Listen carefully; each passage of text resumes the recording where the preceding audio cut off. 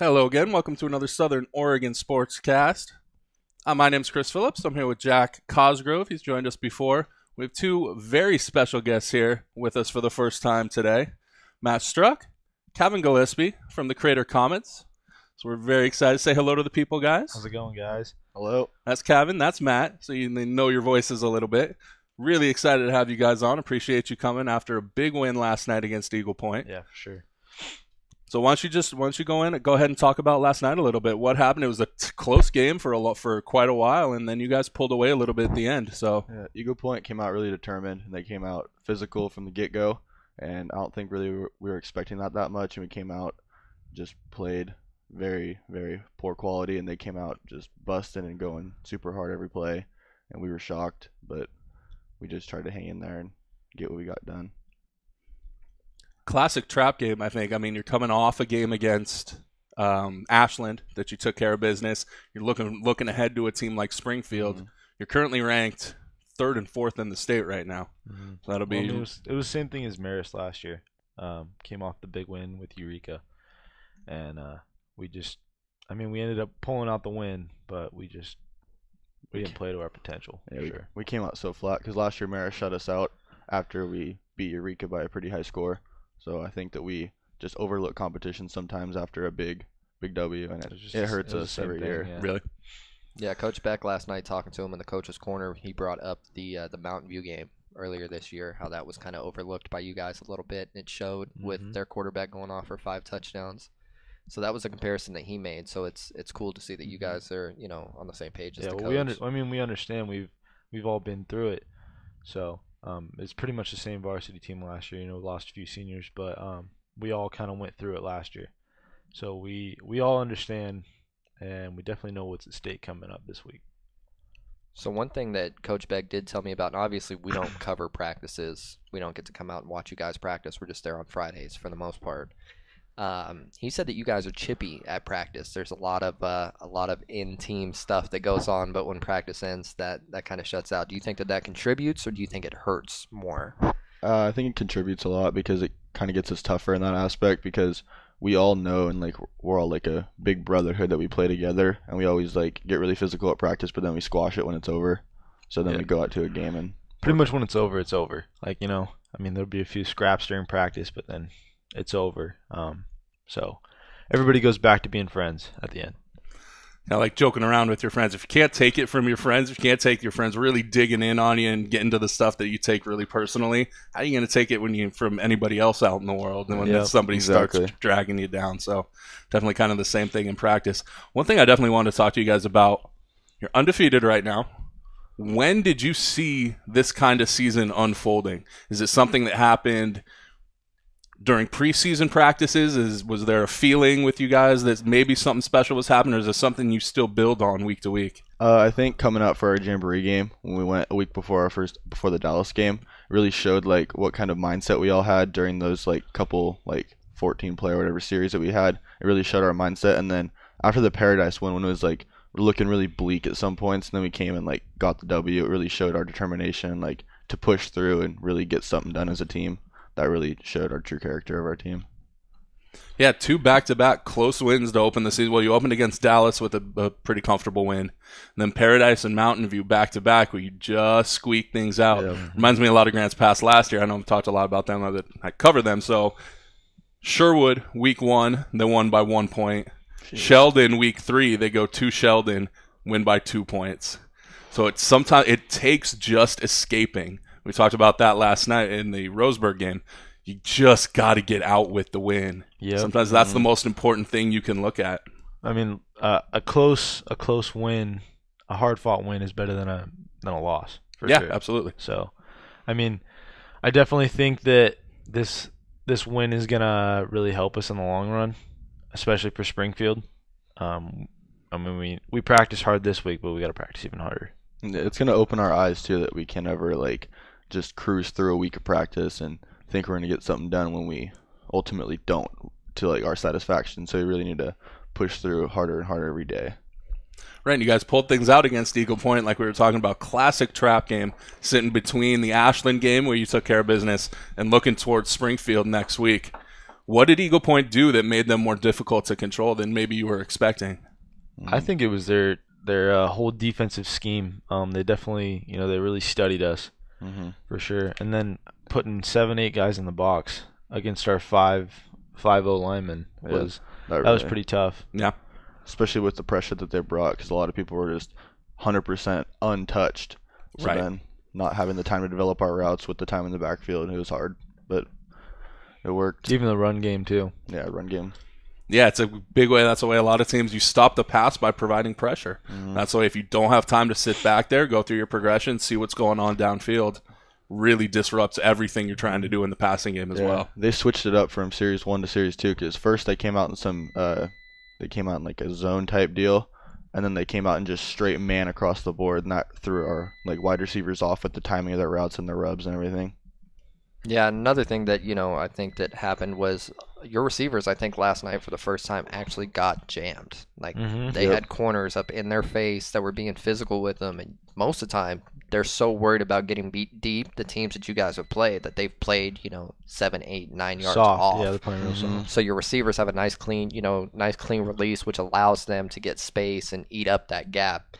Last night, there was no gap to eat up. You had to get past the press, and I think that threw timing off a lot. Yeah, we worked on that throughout the week a lot, and people feel pretty comfortable about it. And then we came out, and they were in that soft shell of a defense that first series, and then we all got kind of comfortable with underneath stuff, and they came out, and they're like, "Oh, we're getting jammed. We got to work on it."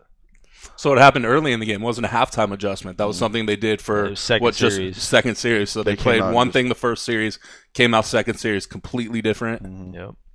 So that's unusual. Normally you try and establish a little something and then we move towards something different. Yeah, first series we marched on the field and got some points. So you see it's not working, go ahead and toss it out. Yeah. Go with maybe plan B. I know that defensively last night, the thing that I noticed for you guys and what they did offensively that I actually really respected was they showed you guys so many different variations of the run. I mean, they ran up the middle, they'd off-balance things and put extra linemen and tight end on one side. They tried to do the double reverse pass, which was dropped twice. That was almost a touchdown. And then it looked like a couple times they had a sweep where the running back was kind of looking downfield to see if something was going to open before deciding to run. So they showed so many just different variations of not just formations, but, how they were going to run it. Because they'd make it look like a sweep and then break it inside, Well, it's tough. They got four or five lead blockers for Castro. So, I mean, it's tough as an outside linebacker to try to get around that, and then as soon as you get around that, then he's going to cut it back. Yeah. And if your inside linebacker over pursues, then it's just a perfect cutback lane. But see, that's what that kind of direct snap action, when the quarterback can run like that, it changes the math on defense, right? Because all of a sudden, normally you're used to the quarterback handing the ball off. Quarterback's basically out of the play at that point. You're down a man. You don't have to account for him later on. When you can have all those running backs and fullbacks be lead blockers, quarterback can actually run the ball, keep the ball, completely changes your math as a defensive coordinator. How many guys you have to account for, how many blockers there are going to be. Yep. And you're going to see that next week with Springfield. We'll move on to that a little bit. I saw them against Eagle Point a couple weeks ago, and that's exactly what the kind of thing they do. They run that. Their quarterback runs the ball way more than he throws the ball. They're basically a straight up option team. It's what 10, 15 years ago, this would have been the side package. This would have been the Wildcat package, right? Yeah. This would have been something you did as an extra little thing. Now it's seemingly more and more something more and more schools and teams are running as a base offense. So if you run into that and with anybody else this year, that reminds you of something you may have seen before, or is this going to be quarterback? Yeah, he ran the ball. Yeah, he had a blow up game for sure. Yeah. 500 plus yards of total offense for him. Yeah, he had every point that they scored, except for one field goal was scored by him on just quarterback keepers. It's crazy. Yeah. So I know coming into last night, you were leading the state in total touchdowns. How'd you do last night? I think I put up one. Yeah? Just one, yeah. Why even bother showing up? Yeah. I mean... All right. So you're at 18 for the year now, right? Should be, yeah. Something. Well, I think if you had one, you were 18 going into last week. He was 17. Week. Oh, then I read the stats wrong. Yeah. 17 going in, and that accounts for 2 kickoff returns for a touchdown, 2 pick sixes, and then the rest are all rushing touchdowns. I don't think did I have any pick sixes? Mm-hmm. I don't remember that. I don't remember either, but hey.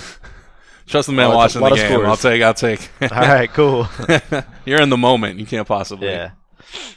No, it seems like last night too a big moment for me. It seems every week you guys have like a big play. Like you know, the momentum starts to go to the other team. Eagle Point kind of had the fumble that they returned for a touchdown to put you guys down. And I was kind of like, oh man, that's huge because your offense doesn't have to do anything. Your defense just pretty much, you know, did everything. And then they kick off, and usually it's you with the big kickoff return. Yeah, Spencer Sear. Last night it was Spencer, but the lead blocker was you, and then you guys created a nice wall. It ended up being about a 60-yard kickoff return, left with short field, and you guys scored 2 plays later. 2 plays later, yep. So how do you guys just continuously, when things look bleak and the momentum completely swings to the other side, it seems like you guys always have like a big play. We just kick it on, really. Yeah. I mean, I think that's Eagle Point. I don't feel like, you know, he said we came out flat and pretty much the whole first quarter, really. And when that happened, it was just like me and Spencer came in the back. We're like, whoever gets the ball, I mean, we're going to take this thing back. So it's either he lead blocks for me or I lead block for him, and it ended up being him, and he had a great run. So it's cool to have those blow-up plays that really, you know, it sparks us. Especially if you come out flat, you want to get the sidelines back into it, get everybody back into that game, get some energy, get some momentum going. I think a huge advantage for you guys this year too. I mean, especially going into the Springfield game because it's such a big game. It's pretty much a winner-take-all game. Yeah.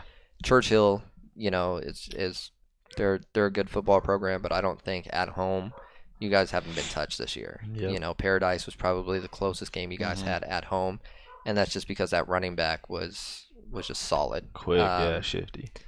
I think that this week, you know, your early season struggles where you guys had to go through, and I know me and you have talked about it in the past, the adversities that you guys went through, you know, in Mountain View and against the Paradise team. You know, it's a different feel. You guys can face adversity now, and you know that you guys can come from behind to win games. You can win games with the time when, you know, and late in the fourth quarter, and you guys kind of band together. I don't think I haven't really looked too deep into it, but I don't think Springfield has been in too many tight ones to where they've had to face the same adversity that you guys have. 26-23 against Westview to open the season. And then, yeah, that's the only time they've been in a competitive game at all. They took care of business against Thurston, Hermiston, Mountain View, Eagle Point, Churchill, and then Ashland last week, 44-21. So, yeah, the only time they've been in a remotely competitive game, I mean, single digits, was Westview in the very first game of the season. So they're going to have a whole different thing in store when they that's what you guys go up there. For, yeah. So you're going to be on the road, going up to Springfield. Anything on the bus? Any rituals, team rituals on the bus? Anything special goes on the bus, or just get up there, listen to your music? I mean, we kind of just listen to music. You know, we stop by, get a bite to eat. It's pretty relaxed. Everybody, you know, at the beginning of the ride, everybody's pretty jazzed up. But about halfway through, kind of mellows down. Yeah, Coach Beck always pushes like a really business trip type approach to it, and just not goof around and just think about what you have to do when you get up there. So business trip or not, there's always a jokester. Always a guy trying to cause trouble. Yeah. I'm looking for names. Call someone out here. Oh, we definitely have Cedric Rios, our DN. Cedric Rios, Cody Young, all of them. Those guys. D lineman boys, they're goofy. Yeah, they're the ones on your team. Yep. See, it was always the wide receivers for us. It's always the wide. Yeah, see, Jack giving me a shrug while you calling us out. It was always the wide receivers on the team. Don't pretend it wasn't you on your teams. I slept Yeah. the time that we were on a bus because, you know, we didn't play the Eugene teams. We had to play in Portland when I played at South. So it was always like Oswego and Canby and Westland and those games, you know. So I tried to get as much sleep as I possibly could because as a receiver, I mean, you run all game. Yeah. I play X, which is I'm pretty sure the same that Jake Ireland plays, and it's pretty much 100%. If it's coming your way, it's going to be a comeback. Right. Or you're running backside post, backside fade every single route. So it is you're the deep threat. You put your work in. So I try to sleep. I didn't mess with people too much. I got messed with more than I messed with anybody. But the road trips, were my favorite just because it's the camaraderie that you bring. And my favorite thing in football ever is shutting a crowd up. Yep. I love going to an opposing, stadium or crowd or whatever and hearing there just quiet. nothing. Just nothing. See, I like when they start loud. You go into someone else's homecoming. You go into someone else's senior night, something like that. Everybody's psyched to be there. About halfway through the first quarter, ghost town. Yep. Like nobody's there. So you wanted to get in with them about the about some recruiting stuff. You want to get in? Yeah. Go ahead and get into that. Obviously, we did a pretty cool halftime interview with Cavin and Horace Miller. And Horace, kind of a little bit about him is he came from a smaller area. He wasn't recruited very well. So he came up with a program for himself to help him get recruited and get seen by other coaches. Horace Miller is a linebacker in the NFL. He's played for the Panthers, the Seahawks, and the Raiders. And I kind of reached out to him just, through mutual people that we've known. And I told him about Cavin and this Crater team because I'm like, there are people on this team that deserve to play college football. They deserve to play at the next level. And, when I first took over Crater, I heard about Matt. And I heard, hey, they have a D1 quarterback there. And that's awesome, that Crater is getting looked at least a little bit. You guys have got some guys that went on to play. Mm-hmm, They've got a couple guys at Arizona right now. They actually had the Defensive Rookie of the Year at the AFL for the Portland Thunder. So they get some notice. But Cavin, from opening game came out with such just, his game spoke so loud. Like, you see him quiet, the rest of the time. And then when he's playing, it's like a completely different person. Leading the state in touchdowns right now, and he does it in so many different ways, like we talked about, offensively, defensively, special teams, 3.77 GPA. So just a good all-around, student athlete, which is what you want. Yeah, that kind of versatility really translates at the next level. Coaches really like to see that kind of thing. They can plug you in wherever they need a talented body. So I threw Cavin's name out there, and I started just weekly, hey, this is what Cavin did this week. Like, I really think this kid can play at the next level. Hey, Cavin threw up 3 more touchdowns. Hey, Cavin returned a kickoff, 99 yards to spark the comeback tonight.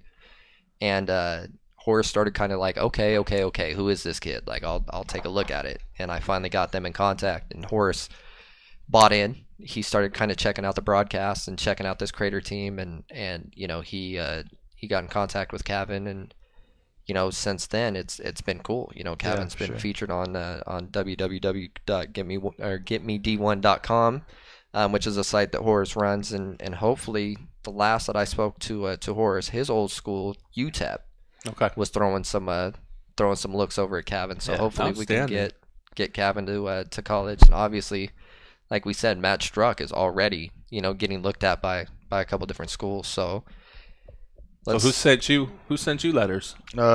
Oregon State. I went on a couple of visits there, and then Montana and Utah State, and then Eastern Washington too. Okay. And Portland State. Awesome. All great programs. I mean, you obviously see what Eastern Washington put in their quarterback, for better or worse, onto that Oregon team this year. That's another debate.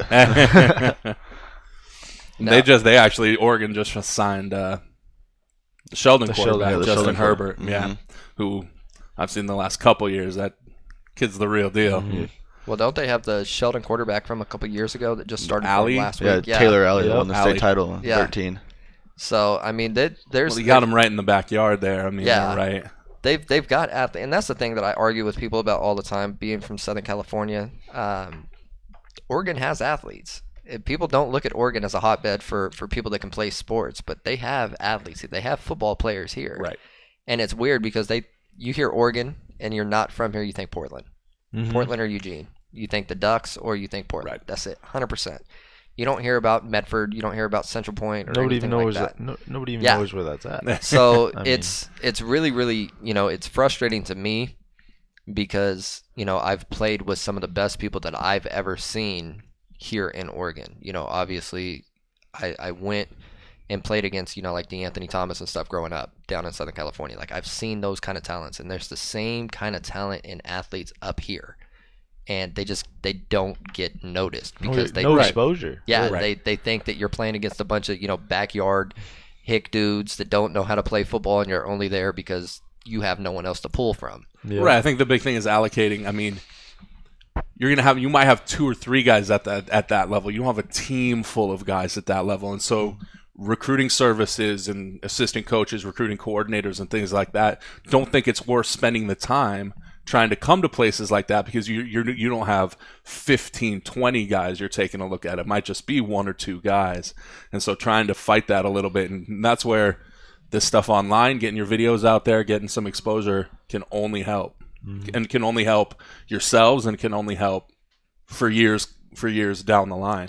Well, it's really frustrating too because if you look at the national champions last year at SOU, right, 2 of their biggest contributors are the Retzloff brothers. You know, I got to play with Ryan on the Renegades here, the semi-pro team here when I played here for 1 season before he went to SOU when he was still trying to weigh his options. Now he's playing pro overseas. You know, he's got that nice national championship ring on his finger. So Southern Oregon just won the national championship.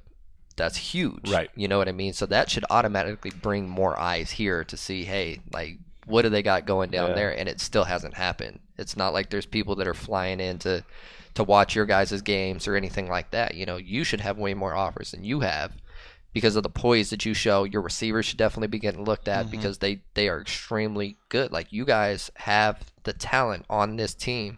From Jesse Merritt to some of the safeties that you guys have, like defensive linemen. You guys have 2 legitimate defensive linemen in John Ale and JT. You know, so it's kind of like you were saying. There's players on certain teams. Like, we all know Chase Cota is going to go somewhere. We know Chase, go to Notre Dame. We know he's going to go somewhere. Caleb Franklin's going to go somewhere as well, you know. But it needs to be bigger than just South Medford and North Medford. It needs to be bigger than College of the Siskiyous and College of the Redwoods and stuff. You know, let's. And I think that's why what we do with Table Rock and what the internet is great for that. You can get it out. We get emails from New Zealand, and we were getting calls from Australia last year that people were checking out the broadcast. I mean, they're watching all over the place. That's cool. And the internet is great for that because you log on anywhere you want. You can get to any site you need to get to and watch it wherever you. So I want to talk to you. I heard 3.77 GPA. Yeah. You're doing it in the classroom too. What are you looking at for college? I mean, what's your favorite subject? You know, I guess you can't really have a favorite subject in school, really. You kind of just got to get it done in all of them. Really, that's my whole thing is just got to try to get it done in the classroom, and on the field. For sure. So. What about you, Matt? What do you think? Pretty much the same thing. Just do your job in the classroom, and that translates over to like your future success. So, I want to know a little bit about you two off the field. What do you like to do off the field? What are you into? Typical Oregon type of stuff, like fishing and all that kind of stuff. Both just kind of outdoors kids. Oregon kids. Yeah, that's great. Anything else you wanted to get to, Jack? No, I know that you're a 3-sport athlete, right? Yeah. So you do football, wrestling, and baseball. And baseball, okay.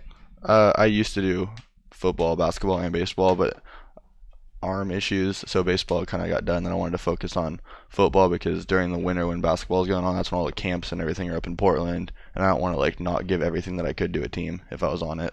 And that's kind of the thing, you know, when I was growing up, you were encouraged to do more than just your sport. You know, it was kind of one of those things where you played year round. So, you know, you would do football, and then that would run into basketball, then basketball would run.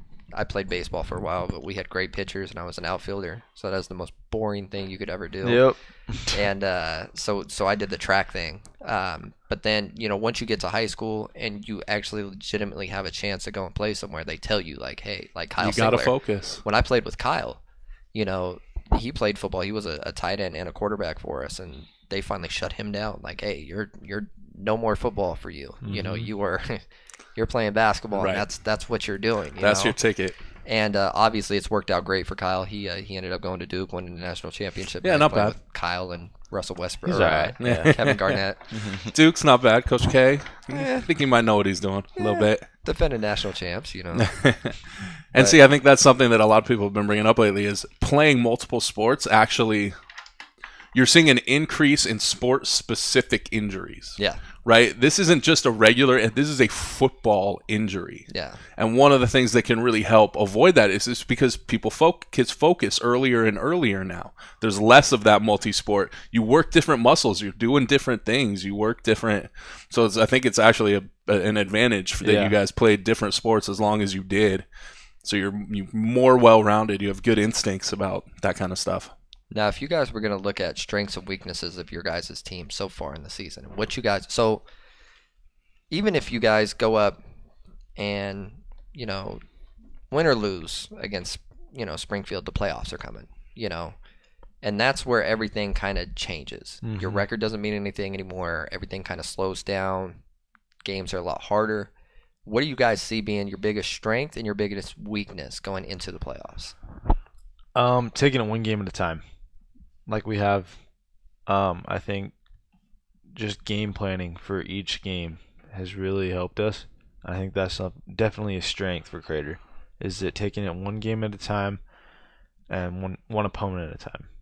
I think that our weaknesses and strengths go hand in hand, because our strength of our team is everyone clicking at the same exact time and putting up all the points and not allowing any points.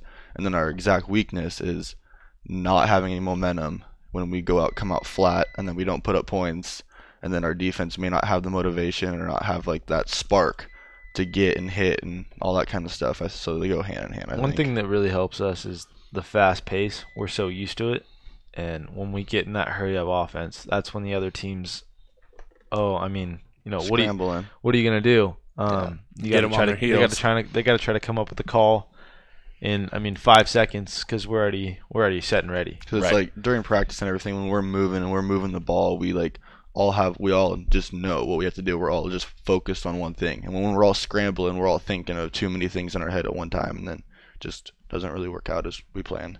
Now, as you guys being kind of the leaders of the offense, you guys ever find yourselves kind of, calling timeout on your own to kind of settle everybody down if you see things are going off, or you just kind of try and get through it? I always got to try to settle this guy down. Yeah. He always gets so hyped up and everything. He's, let's go. Hey, you gotta calm down a little bit, man. You're throwing the ball 100 miles an hour. You're looking at everybody, and sometimes I gotta keep him calm, and we gotta calm down the O-lineman a little bit. Linemen get feisty, get all emotional and everything. So you gotta tell him. I don't know anything about that. Now, that is one thing that we do see is you're actually pretty animated on the field. I know the first game against Dallas, he started calling, my son is right here.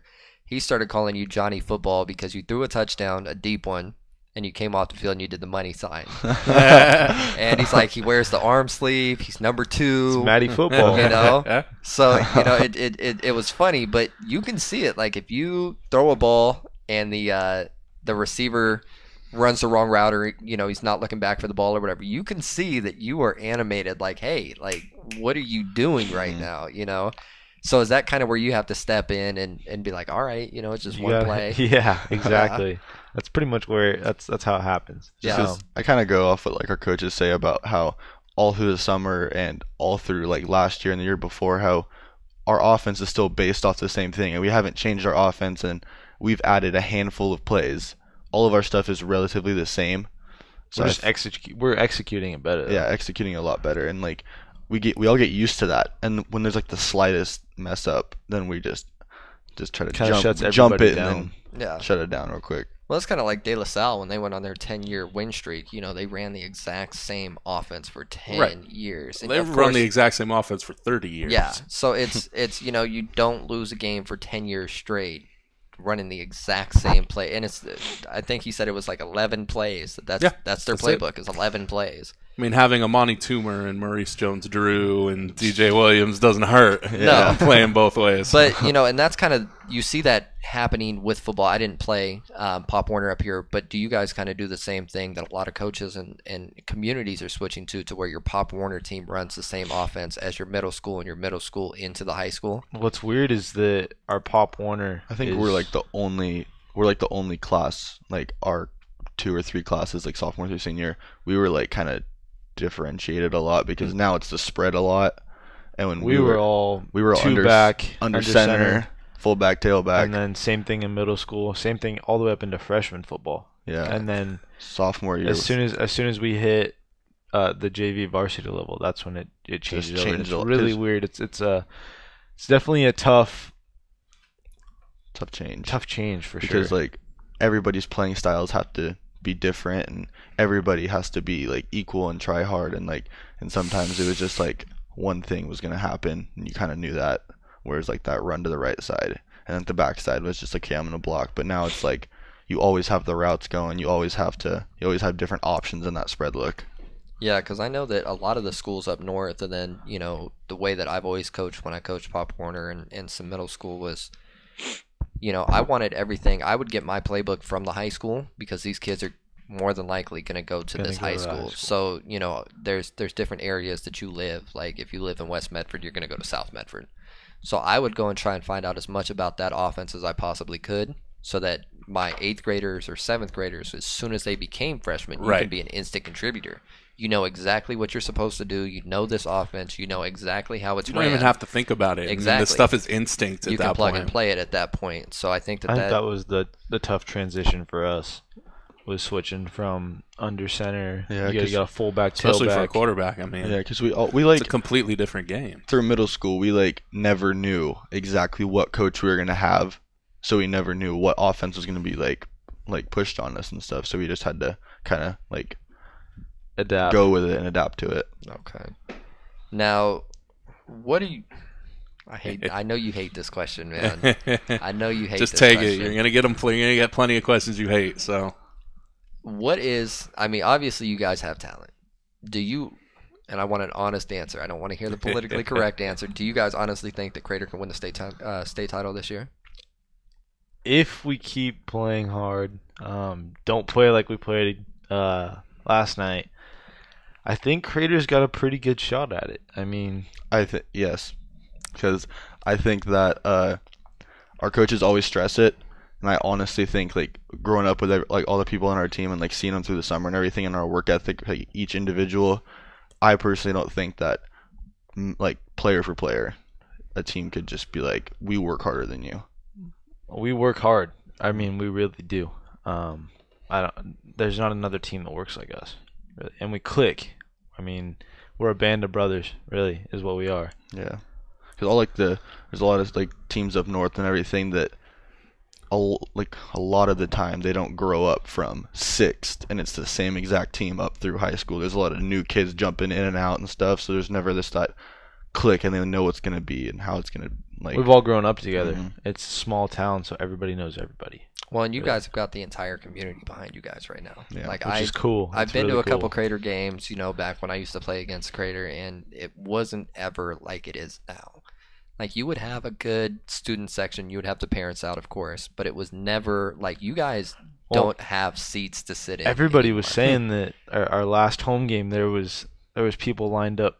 I mean, track and everything. Yeah. Into the parking lot just trying to get a ticket. Yeah. No, I mean, they all the way back in the parking lot. It just makes it fun to play. I mean, you love having that home crowd. I mean, psychs the team up. Everybody. There were still people in line to get a ticket at halftime. Yeah. No, see, I remember that. I remember that from Grants Pass last year, an undefeated team making a playoff run. That's how it was towards the end of the season. Yeah, we actually went to a Grants Pass game. It was like I think it was the first round of the playoffs. Me and Cavin went to, and it was just packed. Nuts, yeah, crazy. No, crazy. And that's the environment that it's going to be the environment this weekend. You guys know that. Like up in Springfield, and this is, I mean, it's winner take all. This is obviously, huge game. Yeah, you guys are going to make the playoffs regardless. But at the end of the day, it's you guys get to throw that banner up in your gym saying, you know what, we did this, and that stays forever. League champs. Exactly. There's banners at South Medford right now, the SOC champions, that I can go into the gym and watch a basketball game, and I've shown him like those banners right there. Like I helped put that up with some of the teams that we had, and it's a good feeling. It is to have something in your community. Because once it's done, it's going to be there forever. Exactly. And that's one of the reasons why I got into doing broadcasting was because I'm 27 now. I'm getting old in terms of football age. You take a lot of hits in your knees and your ankles and everything. He's getting older. He's getting to where he needs more, camps and attention and stuff like that. And it's fun to be able to come out and watch you guys this year. Obviously, like I said, it's my first year at Crater, and we talked about it when we did the preview. As soon as the Jamboree happened, I was like, Crater could do something special this year. Players here. I was like, they've got some athletes, and the way, because I was looking at Jake Ireland, and you guys had speed at the receiver, you had size, you had a running back, you had a good quarterback, the line looked good. I'm like, they made North and South look really uncomfortable at the 5A level. They're going to be dangerous, And it's the fun of football. You know, you never know what's going to happen year in and year out, week in and week out. Obviously, last night, nobody thought the Eagle Point was going to hang in with you guys the way they did. No. You know, so They played tough. They really did. Nobody thought the Ashland game was going to go like that. Everybody talked about it. It was going to be whoever has the ball last is going to win. That was not the case. Right. You know, it was from the opening kickoff. You guys were just the dominant team. Yep. So it's been a fun season at Crater, man. I'm excited about getting to go through. Unfortunately, if you guys do make it all the way to state, we can't broadcast the games live. We can't do video, but we'll be on the radio. We can't broadcast state. We can broadcast anything you do at home. We can't broadcast past the quarterfinal round. So what we're working on right now at Table Rock Sports is we have an agreement with Bicoastal Media to where last night your guys' game was on the radio live at Eagle Point. So anything past the quarterfinals, you guys would still be getting announced live on the radio down here. So you couldn't see it, but you can at least listen to what's going on. OSA wants to make their money, and they require any video to go through their pay-per-view system. Yeah. Which we just won't do. It's too important to keep our stuff free. Yep. We want everybody to be able to have access to it. But no, I absolutely, covering you guys this year, I've seen, you know, even from week 1 at Dallas to, you know, last night, you keep saying, like, you guys played bad last night. But at the end of the day, it's bad games like that you still get the win in. And it's a gritty win, you know, and it grounds you. It shows you, like, okay, we're not where we need to be yet. You know, we still got a lot of work to do. Yeah, and I try and tell him all the time, like, anytime you step on the field, you learn something. Like, there's still things that you pick up, and you learn more from losses or close games, like you said, than you learn in blowouts any day. So, all right, anything else you wanted to touch on before we get on out of here? I don't think so. Is there anything that you guys wanted to let the fans know or anybody at home know? We're good. We covered everything. All right. Covered everything. Well, I think we'll get on out of here then. I want to thank Matt Struck, Cavin Gillispie. Thank you guys so much. Really appreciate you coming on with us. Jack Cosgrove, say goodbye to the people. Have a good one. All right, and I'm Chris Phillips. You want to get on the mic real quick? No, you just want to say bye? All right, I'm Chris Phillips. This is the Southern Oregon Sports Blog Podcast, and we are signing off. Thanks for tuning in.